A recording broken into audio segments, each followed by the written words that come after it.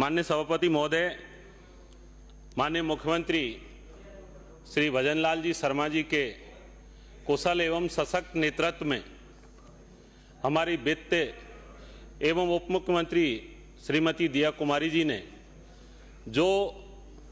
राजस्थान के लिए एक ऐतिहासिक और सबके लिए सब कुछ देने वाला जो बजट प्रस्तुत किया है, उसके लिए मैं मेरी विधानसभा सहित मेरे संपूर्ण करौली जिले की ओर से बहुत बहुत हार्दिक अभिनंदन करना चाहता हूं। माननीय सभापति महोदय, इस बजट के अंतर्गत जो हमारे राजस्थान के जो हमारे युवा साथी है, जो विगत सरकार में जिस तरह से युवाओं के साथ में धोखा हुआ और सरकार के समय में जिस तरह से पेपरों का लीक होना उन तमाम युवा साथियों के साथ में एक छलावा था और उस नकारात्मकता के भंवर से निकालकर माननीय मुख्यमंत्री जी ने जिस तरह से एसआईटी का गठन किया और गठन के उपरांत लगभग 200 से ज़्यादा गिरफ्तारियां होना और हमारी सरकार के 1 साल के कार्यकाल में लगभग 60,000 नियुक्तियां प्रदान करना, उन सभी युवाओं के अंदर एक जोश और सरकार के प्रति एक विश्वास पैदा किया। मैं धन्यवाद देना चाहूँगा माननीय मुख्यमंत्री जी का, जिन्होंने 60,000 नियुक्तियां देने के उपरांत में आगामी 25-26 के अंतर्गत 1.25 लाख पदों पर भर्ती करने की जो घोषणा की है, निश्चित रूप से राजस्थान के युवाओं के लिए एक सुनहरा मौका है और निजी क्षेत्र के अंदर जो 1,50,000 जॉब उपलब्ध करवाने की जो घोषणा है वो सराहनीय है। माननीय सभापति महोदय, मैं धन्यवाद देना चाहूँगा कि जो प्रदेश का अन्नदाता है, हमारी सरकार ने जो देश के यशस्वी प्रधानमंत्री श्री नरेंद्र मोदी जी के द्वारा हमारे किसानों को जो सम्मान निधि के माध्यम से 6,000 रुपये प्रति वर्ष दिए जा रहे हैं, उसके साथ में हमारी सरकार ने प्रथम वर्ष में ही 2,000 रुपये की वृद्धि की और एक बार फिर से 1,000 की वृद्धि करते हुए 9,000 रुपये जो किसान हमारा भाई है, उस किसान को आर्थिक संबल प्रदान करने का जो काम किया है वो निश्चित रूप से स्वागत योग्य है। साथ में ही माननीय सभापति महोदय, जिस तरह से गेहूं की एमएसपी पर बोनस राशि के रूप में 150 रुपये बढ़ाया है, वो किसानों को आर्थिक संबल प्रदान करेगा ही, साथ में किसानों को फसलों को जानवरों से बचाने के लिए 75,000 किसानों को 30,000 किलोमीटर तारबंदी के लिए जो अनुदान की घोषणा की है वो स्वागत योग्य है। माननीय सभापति महोदय, ईआरसीपी जो हमारे पूर्व की सरकार ने माननीय वसुंधरा राजे जी के समय में एक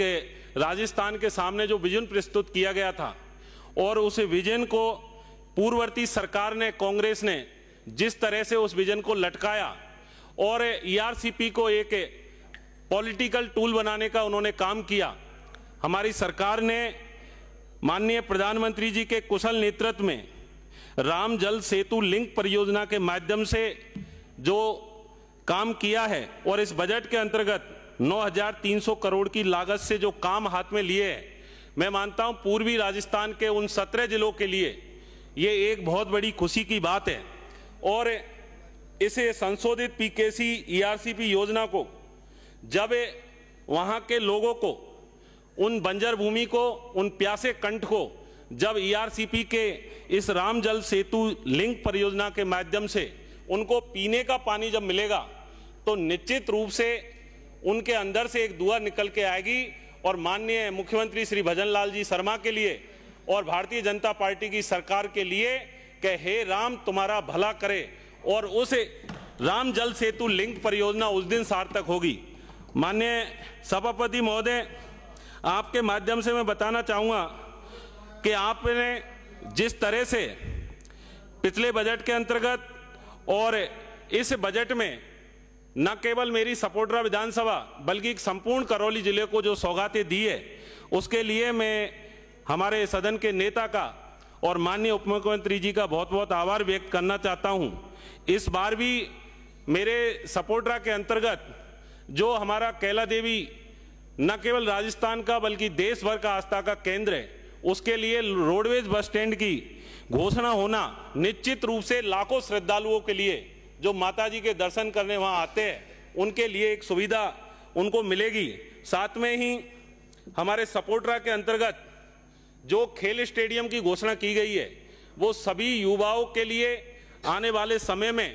खेल के क्षेत्र में भी आगे बढ़ने का अवसर निश्चित रूप से प्रदान करेगी। माननीय सभापति महोदय, आपके माध्यम से मेरी कुछ मांगे हैं जो मैं सदन के सामने रखना चाहूँगा। माननीय सभापति महोदय, करणपुर की घाटी जो राजस्थान की सपोर्टरा विधानसभा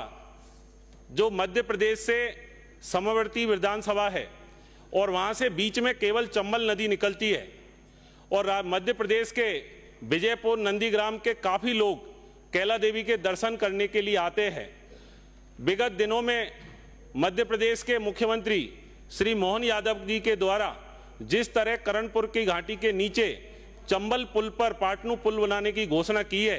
क्योंकि वहां से जब कैला देवी के दर्शन करने वो लोग आते हैं तो उनको कैला देवी लगभग 148 किलोमीटर की दूरी उनको तय करनी पड़ती है। मैं आपसे निवेदन करना चाहूँगा कि 1992 में जब हमारे पूर्व उपराष्ट्रपति श्रद्धेय स्वर्गीय श्री भैरव सिंह जी शेखावत मेरी विधानसभा सपोर्टरा के करणपुर में माँ गुमानो देवी, माँ कैला माता के दर्शन करने गए थे, उस समय में 1992 में उन्होंने 56 लाख रुपए की घोषणा की थी। तब उस करणपुर की घाटी का निर्माण हुआ था। आज लगभग 33 साल से ज्यादा होने के बाद में वो घाटी आज बिल्कुल क्षतिग्रस्त हो चुकी है और लगभग हमारी विधानसभा की 40,000 आबादी वहां निवास करती है और उनको सपोर्टरा करौली से कनेक्टिविटी के लिए एकमात्र रास्ता है। आज वो घाटी बिल्कुल क्षतिग्रस्त है। उसके लिए मैं आपके माध्यम से माननीय मुख्यमंत्री जी से मांग करता हूं कि करणपुर की घाटी को बनाने की स्वीकृति बजट के माध्यम से दी जाए। साथ में कैला देवी जहां पर देश के श्रद्धालु पहुंचते हैं वहां पर बेहतर सुविधा उपलब्ध हो। देश के लाखों श्रद्धालु दर्शनार्थ करने के लिए आते हैं, उनको बेहतर सुविधा मिले, इसके लिए कैला देवी को नगर पालिका का दर्जा दिए जाने की मांग करता हूं। माननीय सभापति महोदय, आपके माध्यम से मैं गंगापुर सिटी से कैला देवी मार्ग, जहां की रेलवे स्टेशन मेरी विधानसभा से सबसे नजदीक गंगापुर सिटी है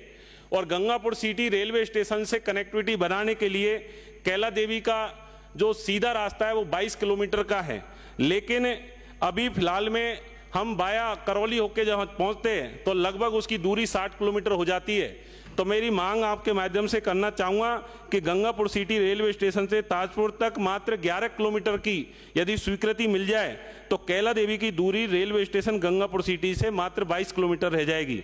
माननीय सभापति महोदय, आपके माध्यम से ताजपुर से खेड़ला बिच्छुदोना सवाई माधोपुर तक रोड की मांग करने के साथ ही बथुआ खो भांकरी गुर्दे सांकड़ा मोड़ मंडरायल रोड की मांग करता हूं। साथ में मेडिकल में नारोली डांग पीएससी को सीएचसी में क्रमोन्नत करवाने के लिए, साथ ही बालोती चौड़ागांव पीएससी खोलने की मांग करता हूं। साथ में माननीय सभापति महोदय, आपसे निवेदन करना चाहूँगा कि पूर्व के बजट में कृषि उपज मंडी सपोर्टरा खिरकड़ी और खिरकन मंडरायल जो घोषित की गई थी कृषि गौण मंडी, उसके बजट की स्वीकृति की हम मांग करते हैं और सपोर्टरा और मंडरायल श्यामपुर के अंतर्गत जो रीको औद्योगिक क्षेत्र घोषित किया गया था उसके भी बजट की हम मांग करते हैं। माननीय सभापति महोदय, सपोर्टरा विधानसभा के अंतर्गत जो पिछले बजट में जो घोषणा हुई वो निश्चित रूप से ऐतिहासिक घोषणा थी और आज लगभग उन सभी घोषणाओं में से सभी के लिए भूमि चिन्हीकरण किया गया है। आज सभी घोषणा जमीनी स्तर पर उतर चुकी है। साथ में ही हमारे करौली के आराध्य देव श्री मदन मोहन जी महाराज के मंदिर के लिए दर्शनार्थ जाने हेतु एक अलग से पुराने पावर हाउस से दाईं ओर कैला मैदान होकर नदी गेट से डोली खार होकर दरवाजा अथवा मंदिर मुख्य प्रवेश द्वार पर सिंहपुर तक पहुंचने के लिए एक चौड़ा मार्ग की बहुत अधिक आवश्यकता है। आपने इस बजट सत्र में बोलने का अवसर दिया, उसके लिए बहुत बहुत धन्यवाद। जय हिंद, जय भारत, जय कैलाश।